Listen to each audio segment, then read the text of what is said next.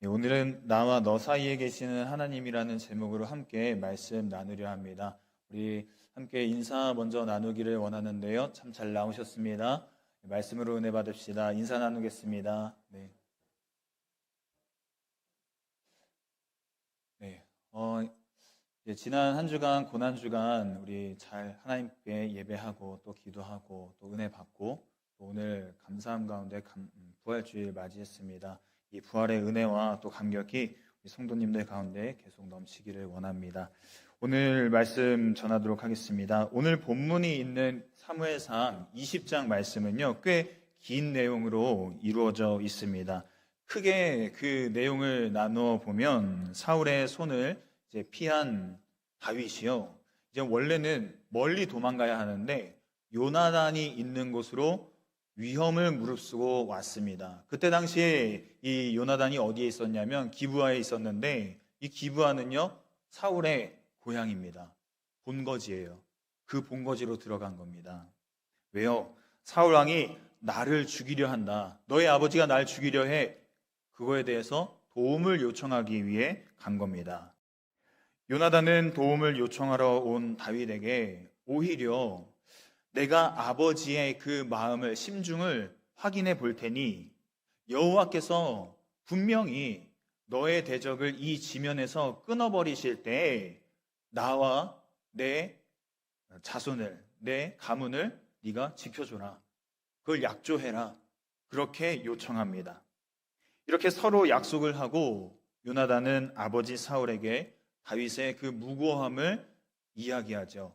지난번에 한번 다윗의 그 무고함을 이야기했을 때 사울왕이 듣고 그래, 다윗은 죄가 없다, 그렇게 한번 이야기했기 때문에 이 요나단 마음속에 아버지가 이번에도 그렇게 인정하실 거야, 다윗이 죄가 없다고 인정하실 거야, 그렇게 아마 생각했을지도 모릅니다. 그런데 사울이 그렇게 이야기하는 요나단을 향해서 단창을 던지려고 하죠. 그렇게 요나단을, 자기 아들을 죽이려는 심각한 상황에 이르게 됩니다. 아버지 사울 왕이 다윗을 죽이려는 게 이제는 정말 너무나 확실하구나, 이렇게 깨달은 요나단은 다윗에게 이 신호를 주기로 한 장소로 갔습니다. 그 장소에서 일어난 일이 오늘 본문 말씀입니다. 그럼 본문의 내용을 잠깐 한번 살펴보겠습니다. 요나단과 사울의 그 식사 자리가, 다윗의 무고함을 말해주던 그 식사 자리가 파행으로 치달은 후에 그날 아침 요나단은 다윗과 약속한 장소로 나갔습니다. 작은 아이를 한 명 데리고 갔어요. 그리고 원래 약속은 화살 3개를 쏘아서 신호를 주는 것이었는데 요나단은 화살을 하나만 쏩니다. 그리고 화살을 쏘기도 전에 이 작은 아이에게 말하죠. 가서 화살을 찾아라. 화살을 쏘지도 않았는데 가서 화살을 찾아라, 그렇게 이야기합니다. 또 화살을 쏘기도 전에 아이에게 빨리 달려가라, 화살을 찾으러 달려가라, 그렇게 지시합니다. 이 요나단의 마음이 얼마나 조급하고 다급했는지를 보여주는 대목입니다. 전날 아버지 사울이 자신에게 단창을 던지면서까지 이 다윗을 확실히 죽이려는 그 마음이 확인되시자 이 요나단 마음에 아주 급한 마음이 든 거예요. 화살을 찾으러 가는 아이 뒤에서 요나단이 소리칩니다. 본문 37절 38절 말씀 우리 함께 읽어보겠습니다. 시작. 아이가 요나단이 쏜 화살 있는 곳에 이를 즈음에 요나단이 아이 뒤에서 외쳐 이르되 화살이 내 앞쪽에 있지 아니하냐 하고 요나단이 아이 뒤에서 또 외치되 지체 말고 빨리 다름질하라 하매 요나단의 아이가 화살을 주워 가지고 주인에게로 돌아왔으나, 자, 거기 보시면요, 화살이 내 앞쪽에 있지 아니하냐라고 이야기하죠. 이게 다윗과 요나단이 정한 암호였습니다. 왕이 너를 죽이려고 작심했으니까 넌 돌아오면 안 돼, 빨리 도망가야 돼, 이런 뜻이었어요. 이 뜻을 전해야 하는 요나단의 마음이 얼마나 다급했는지, 요나단은 다윗과 암호로 약속하지 않았던 말을 덧붙여서 외칩니다. 지체 말고 빨리 다름질하라. 지체하지 말고 빨리 다름질해서 도망가라는 뜻이에요. 왜요? 아마 사울이, 성경에는 기록되지 않았지만 사울이 요나단이 자꾸 다윗 편을 들면 어떻겠습니까? 저 요나단 수상하니까 감시해봐. 충분히 이럴 수 있겠죠. 아마 요나단도 그 마음속에 그런 두려움이 있었을 겁니다. 아버지의 그 정보원이 내 주변에 있을지도 몰라. 내가 다윗을 만나면 그 모습을 아버지에게 이야기할지도 몰라. 그런 불안한 마음을 가지고 사인을 보냈습니다. 그리고 화살을 주워온 아이를 이제 성으로 돌려보내고요. 요나단과 다윗은 마지막으로 부둥켜 안고 울면서 작별 인사를 나눕니다. 이 말씀을 통해서 오늘 우리에게 주시는 영적 교훈은 나와 너 사이에 하나님이 계신다. 이 메시지를 함께 좀 나누고 싶습니다. 나와 너 사이에 하나님이 계신다. 본문 42절 말씀 우리 다시 한번 함께 읽어보겠습니다. 함께 읽습니다. 시작. 요나단이 다윗에게 이르되 평안히 가라. 우리 두 사람이 여호와의 이름으로 맹세하여 이르기를 여호와께서 영원히 나와 너 사이에 계시고 내 자손과 내 자손 사이에 계시리라 하였느니라 하니. 자, 여러분, 나와 너 사이에 하나님이 계신다라고 지금 요나단과 다윗이 약속을 했는데 이 언약은요, 요나단과 다윗 사이에만 성립되는 언약이 아닙니다. 여러분, 하나님과 우리 사이에 누가 계십니까? 오늘 부활하신 분이신데, 네, 예수님. 주님과 하나님과 우리 사이에 그 중보자 되시는 예수 그리스도가 계시는 줄 믿습니다. 그분께서 하나님과 우리 사이에 계셔서 이어주고 계시고 그 막힌 담을 무너뜨려 주셨죠. 또 저와 여러분 사이에도 하나님이 계십니다. 여러분 한번 생각해 보세요. 저와 여러분은 피 한 방울도 섞이지 않았죠. 피 한 방울도 섞이지 않았습니다. 그리고 제가 이 교회에 오기 전까지는 아마 저라는 사람이 있는 줄 모르셨을 거예요. 저도 여러분이 계시는 줄 몰랐습니다. 아무도 몰랐어요. 사실 저와 여러분요, 아무런 관계가 없는 그런 사이죠. 이것은 저와 여러분의 관계에만 해당되는 게 아닐 겁니다. 여러분, 이 교회에서 오랫동안 함께 신앙생활을 해오셨으니까 이제 그런 생각은 아마 못 해보셨을 것 같은데 아마 여러분 그 성도 간에도 사실은 아무런 관계가 없죠. 혈육도 아니고 그리고 이 교회가 아니었다면 아마 만날 기회가 없었을 그런 관계이셨을 겁니다. 그러나 저와 여러분 사이에 또 성도와 성도 사이에 누가 계십니까? 하나님이 계시고 예수 그리스도의 그 보혈로 우리가 연결되어 있는 줄 믿으시기 바랍니다. 그래서 로마서 12장 5절 말씀 이렇게 말씀합니다. 우리 화면 보시고 함께 읽어보겠습니다. 시작. 이와 같이 우리 많은 사람이 그리스도 안에서 한 몸이 되어 서로 지체가 되었느니라. 그리스도 안에서 한 몸이 됐다라고 이야기를 해요. 완전히 남남인데 한 몸이 됐습니다. 여러분, 그러면 가족끼리는 어떨까요? 가족은 피가 섞여 있으니까 좀 다를 거라고 생각하십니까? 그렇지 않습니다. 남편과 아내 사이에도 하나님이 계시고요. 그리고 부모님과 자녀 사이에도 누가 계십니까? 하나님이 계십니다. 남편과 아내, 처음에는 남남이었죠. 그렇죠? 남남입니다. 그렇지만 이 둘이 만남으로 부부가 되는데요. 그런데 성경은 뭐라고 얘기하냐면 이렇게 말씀합니다. 그런즉 이제 둘이 아니요 한 몸이니 그러므로 하나님이 짝지어 주신 것을 사람이 나누지 못할지니라. 자, 누가 짝지어 주셨다고요? 하나님이 짝지어 주셔서 한 몸이 됐다라고 이야기합니다. 우리나라 말로 짝지어 주셨다라고 이야기하니까 왠지 하나님이 중간에서 그 남편과 아내를 중매해 준 느낌, 그런 느낌이 나는데 그런 느낌이 아닙니다. 이 짝지어 주셨다라는 말은요, 정확한 표현으로는 연합하게 하셨다, 하나의 멍에를 함께 매게 하셨다. 이런 뜻이에요. 그러니까 하나님께서 그 중간에서 나와 너, 남편과 아내를 만나게 하셔서 연합하게 하시고 하나의 멍에를 그 두 사람이 함께 지도록 하셨다라는 겁니다.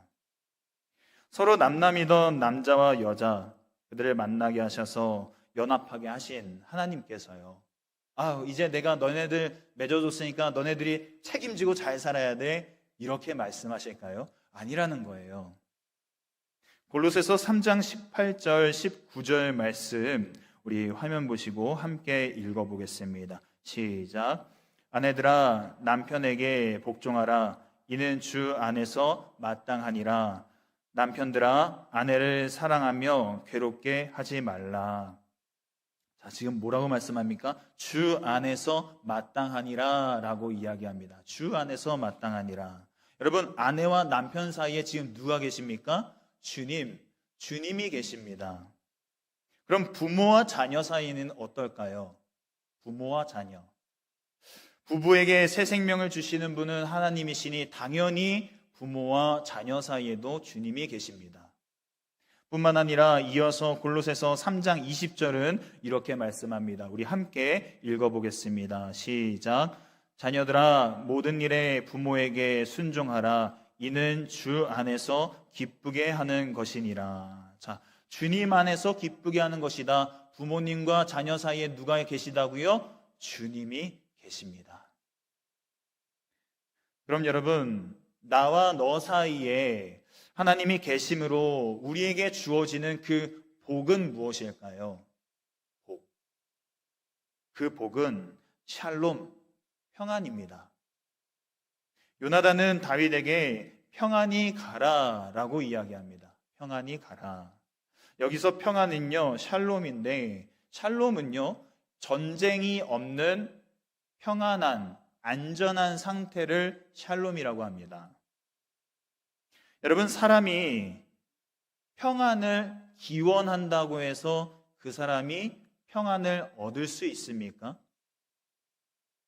사람이 내가 평안해야지 애쓴다고 해서 그 평안을 얻을 수 있습니까?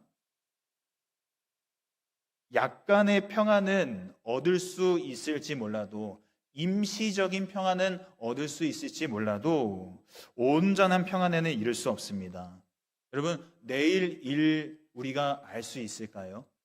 물론 예상은 할 수 있죠. 스케줄이 있으니까요. 그러나 내일 일은 우리가 아무도 알 수가 없습니다. 예수님의 비유를 보면요, 우리가 우리 힘으로 평안을 위해서 힘쓰고 애쓰는, 그 육신을 위해 힘쓰고 애쓰는 그것이 얼마나 부질없는 것인지를 말씀해 주고 계십니다.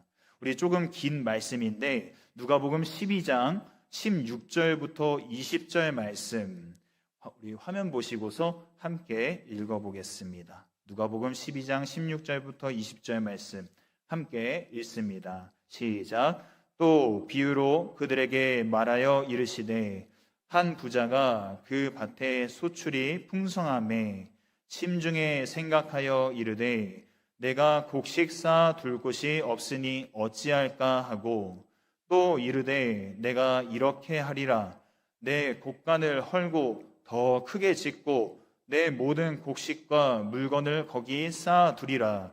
또 내가 내 영혼에게 이르되 영혼아 여러 해 쓸 물건을 많이 쌓아 두었으니 평안히 쉬고 먹고 마시고 즐거워하자 하리라 하되 하나님은 이르시되 어리석은 자여 오늘 밤에 내 영혼을 도로 찾으리니 그러면 내 준비한 것이 누구의 것이 되겠느냐 하셨으니. 자, 여러분, 내일 일도 모르는 존재가 아니라 주님은 말씀하십니다. 오늘 밤 일도 알 수 없다. 너희는 오늘 밤 일도 알 수 없다.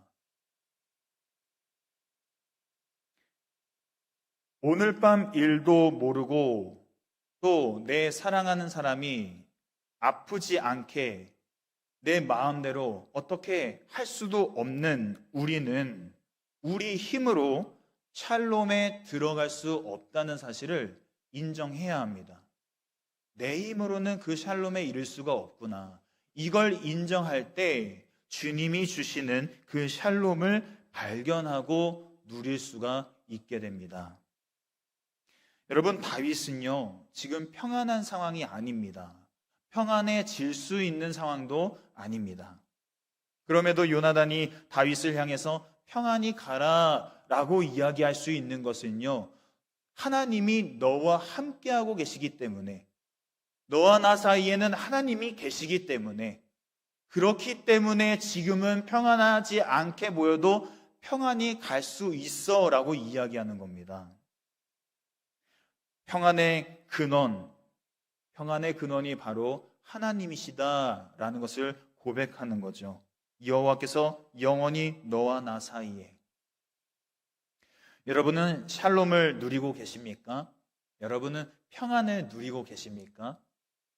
특별히 나와 너 사이에, 그리고 성도와 성도 사이에, 남편과 아내 사이에, 그리고 부모와 자녀 사이에 평안을 누리고 계십니까?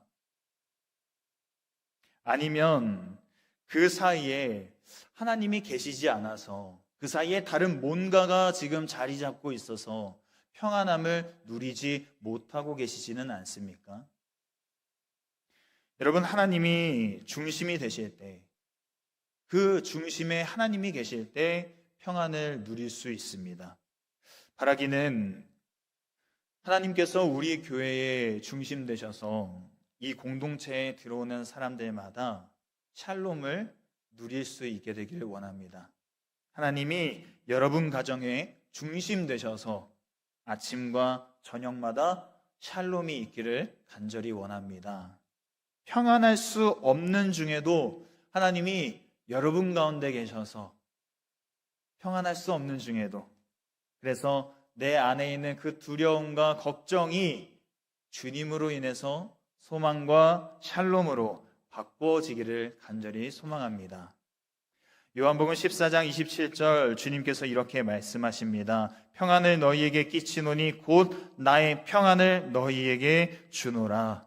내가 너희에게 주는 것은 세상이 주는 것과 같지 아니하니라. 너희는 마음에 근심하지도 말고 두려워하지도 말라. 이 말씀을 여러분 마음에 새기시기를 바랍니다. 평안을 누가 주신다고요? 하나님, 예수 그리스도께서 여러분의 마음 가운데 평안을 주고 계십니다. 이제 말씀을 맺으려 합니다. 여러분, 그러면 나와 너 사이에 하나님께서 계시는데 그 하나님께서 우리에게 주시는 그 샬롬을 어떻게 하면 지킬 수 있을까요? 먼저는 죄를 짓지 말아야 합니다.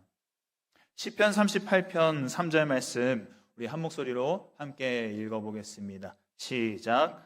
주의 진노로 말미암아 내 살에 성한 곳이 없사오며 나의 죄로 말미암아 내 뼈에 평안함이 없나이다. 나의 죄로 평안함이 없나이다 라고 이야기하죠.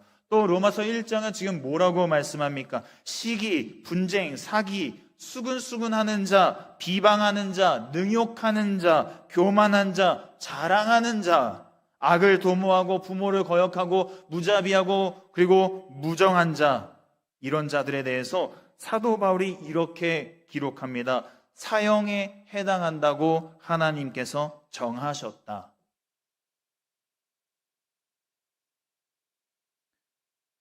그런데 여러분, 이 제목을 유심히 보시면요, 결국에는 나와 너 사이에 일어나는 죄들입니다. 성도와 성도 간의 그 사이에서 일어난 죄고요, 남편과 아내 사이에서 일어나는 죄고, 부모와 자녀 사이에 일어나는 죄들입니다. 여러분, 죄를 짓지 않아야, 1차적으로는 그 죄를 짓지 않아야 주님이 주시는 그 샬롬을 지킬 수가 있습니다. 그럼에도 우리가 이와 같은 죄를 짓는다면 회개해야 합니다.